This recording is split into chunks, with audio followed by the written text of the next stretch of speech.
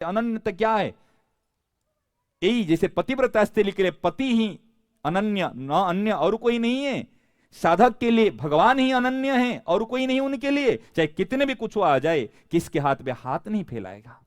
महाराज जी कहा करते हैं ना, एक संत ऐसे फकड़ मस्त कई बड़े मस्ती में घूम रहे थे, और एक देखा, राजा ने देखा उनको, देखा वो कपड़ा घुमा घुमा कर बस घूम रहे ऐसे, उनको बुला के लाया। बड़ा दुखी था, चिंतित था, उनको बुला के लाया, मंत्री और उनके परिकर बुला के लाए। बड़े राजकीय उनकी सारी जो सुविधाएं हैं, वहां पर राजा की भी सीट है और मंत्री की भी सीट है, आसन है, और वो सबके बैठने का आसन है। तो साधु को बुलाए, संतों को बुलाए, तो साधु बैठने के लिए कहे, और राजा के गद्दी पे वहां पर आसन पे बैठ गया, और मंत्री के जो वहां पर पास में है, और मंत्री के वहां पर पांव फैला दिया। ठीक है ना। तो मंत्री ने सोचा भाई किसको बुला के लाया, राजा सोचेगा तो भाई कोई एक जिसको शिष्टाचार भी नहीं, साधारण व्यवहार का ज्ञान भी नहीं, कहां बैठना और कैसे बैठना, इनको कहां बुला के ले आया। तो राजा भी आए, देखे तो भाई मस्त, क्या डर किसी बात की, डर तो वही डरता है जो किससे कुछ चाहिए डरता है उसको।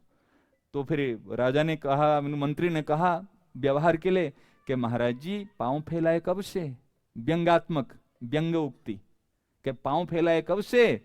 संत ने बड़ी जोरदार उत्तर दिया कि हाथ सिमटा जब से।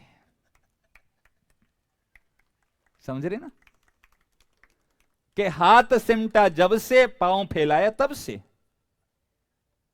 सही ना? नहीं, जब कहूंगे बाबूजी बाबूजी बाबूजी बाबूजी 10 रुपया दे दो ना, बाबूजी मेरा काम करा दो ना, बाबूजी मेरा मंदिर बना दो ना, तो बाबूजी बाबूजी करूंगा तो फिर हाथ यूं करूंगा ना, पांव पीछे करके हाथ यूं करूं।